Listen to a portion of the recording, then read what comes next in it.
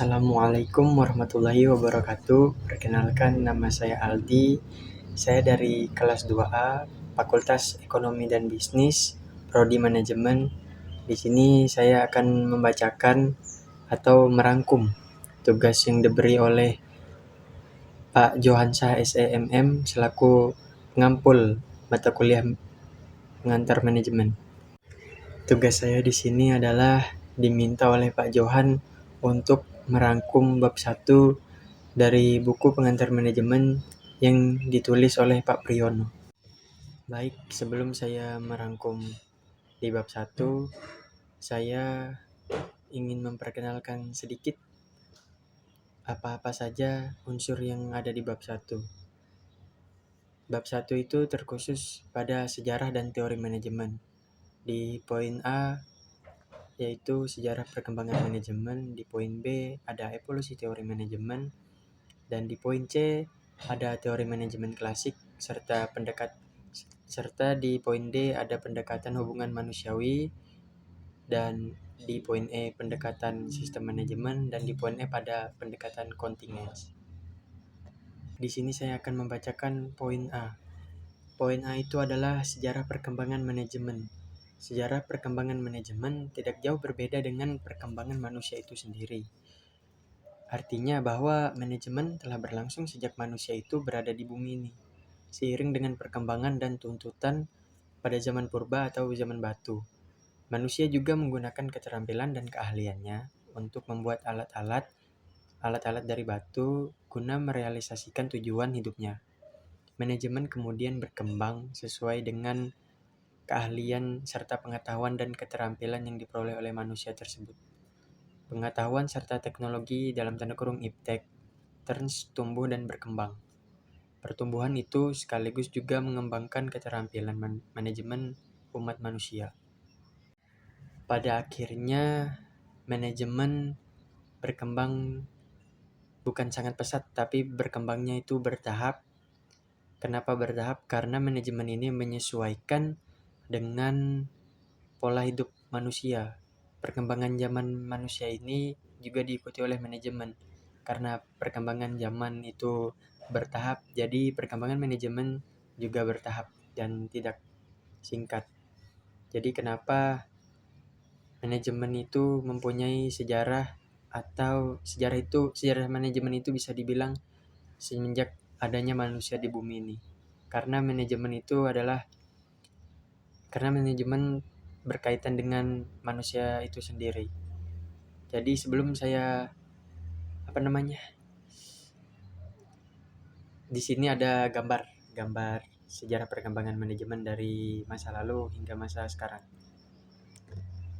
Di sini saya akan membacakan di poin B, yaitu evolusi teori manajemen. Teori manajemen ilmiah. Gerakan manajemen ilmiah sebenarnya telah dimulai sekitar akhir abad yang lalu, di mana para insinyur Amerika Serikat dan Eropa mencari dan mengembangkan cara-cara baru untuk mengelola suatu perusahaan. Di sini ada beberapa poin, yaitu ada 4 poin yang terdiri dari poin A, pentingnya peranan manajer dalam menggerakkan dan meningkatkan produktivitas perusahaan. Dan di poin B ada pengangkatan dan pemanfaatan tenaga kerja dengan persyaratan-persyaratannya. Di poin C ada tanggung jawab kesejahteraan pegawai atau karyawan. Dan di poin D, kondisi yang cukup untuk meningkatkan produktivitas kerja. Jadi di sini diuji peran manajer atau dalam tanda kurung pimpinan dalam menentukan pilihan kebijaksanaannya di perusahaan. Karena kebijaksanaan dari seorang manajer itu adalah sangat penting. Selain itu, manajer harus dianggap sebagai reformis dalam memperbarui persyaratan-persyaratan kerja, kondisi kerja, hari standar kerja, tanggung jawab terhadap kesejahteraan karyawan, dan lain-lain. Dari perbaikan atau pembaharuan dalam manajemen. Aspek-aspek manajemen ilmiah mempunyai tujuan agar tingkat produktivitas itu meninggi. Dan mengenai pendapat teori ilmiah ini, di sini saya menemukan ada beberapa pendapat oleh teori ahli ilmiah, yaitu yang pertama ada Robert Owen, di tahun 1771 sampai dengan 1858, dan juga ada Charles Babbage di tahun 1792 sampai dengan tahun 1971. Dan yang ketiga ada Frederick W. Taylor, dan yang keempat ada Henry L. Gantt. Di yang kelima ada Frank B. dan William M. Gilbert.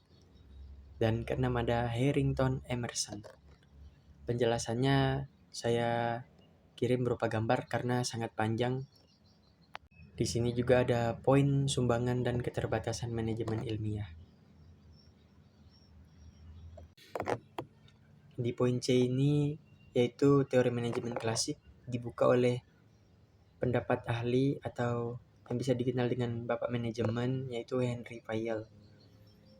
Beliau adalah seorang industriawan Perancis yang kemudian terkenal sebagai Bapak Manajemen Operasional yang mengembangkan manajemen sebagaimana yang dikemukakannya dalam bukunya yang terkenal yang berjudul Administration Industrial et General. Henry Fayol berpendapat bahwa dalam perusahaan industri, kegiatan-kegiatan yang dilaksanakan manajemen dapat dibagi ke dalam beberapa kelompok tugas, yaitu teknikal, komersial, finansial, security, akuntansi, dan tugas manajerial. Di sini juga ada pendapat oleh ahli yaitu James Demany, yaitu di sini dia mengemukakan bahwa kaidah-kaidah untuk menetapkan organisasi manajemen adalah koordinasi, prinsip skalar, prinsip fungsional, dan prinsip staff. Kita masuk ke poin keempat atau poin D, pendekatan hubungan manusia. Perkembangan berikutnya dalam manajemen dimulai sejak 1930 dan menjadi populer pada tahun 1950-an, yaitu manajemen yang banyak memberikan perhatian terhadap hubungan kemanusiaan kepada para karyawan. Pandangan ini muncul sebagai akibat dari kelemahan-kelemahan pada manajemen yang berorientasi tugas dalam tanda kurung klasik yang kemudian menimbulkan banyak kritik terhadapnya dengan gaya ortodoks dan otokratis itu. Maka pekerjaan monoton dan membosankan sehingga menimbulkan stres pada produktivitas menjadi mandek atau bahkan menurun. Di sini kita masuk ke poin kelima, yaitu poin E, pendekatan sistem manajemen. Sistem dapat diartikan sebagai kumpulan-kumpulan dari bagian yang saling berhubungan antara satu dengan yang lainnya, yang secara bersama-sama mencapai tujuan tertentu.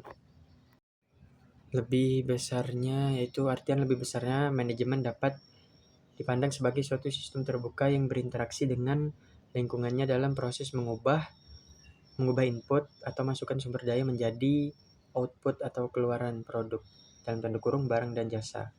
Lingkungan input merupakan aspek yang terpenting dalam suatu sistem terbuka. Lingkungan tersebut merupakan tempat asal sumber daya sekaligus umpan balik dari pelanggan yang berdampak terhadap output organisasi, dan umpan balik dalam lingkungan memberikan masukan bagi organisasi tentang seberapa baik organisasi memenuhi kebutuhan masyarakat secara luas. Kita masuk kepada poin terakhir, yaitu poin ke-6, pendekatan kontingensi. Sementara pendekatan klasik, perilaku, dan kuantitatif berusaha mencari pendekatan-pendekatan manajemen yang universal dan dapat digunakan kapan dan dimanapun, pendekatan kontingensi justru berusaha untuk menyesuaikan antara tanggapan manajerial dengan peluang dan permasalahan yang ada dalam berbagai macam situasi. Dalam pendekatan ini yang dicari bukanlah cara-cara terbaik untuk mengatasi situasi tersebut, melainkan dalam pendekatan ini yang dicari adalah cara terbaik untuk mengatasi situasi tersebut, yaitu berusaha membantu manajer untuk dapat memahami perbedaan situasional tersebut dan menanggapinya dengan cara yang tepat. Implementasian dari pendekatan kontingensi telah banyak dipergunakan pada berbagai bidang dan fungsi dalam organisasi seperti pemasaran, motivasi, kepemimpinan, strategi, dan penetapan keputusan-keputusan penting. Oleh karena itu, pendekatan kontingensi lebih banyak memasukkan unsur lingkungan dalam melihat berbagai permasalahan. Selesai sudah hasil pemaparan saya atau ringkasan materi di bab 1 yang diminta oleh Pak Johansyah. Saya mohon maaf bila ada salah kata yang kurang mengenakan. Saya akhiri. Assalamualaikum warahmatullahi wabarakatuh.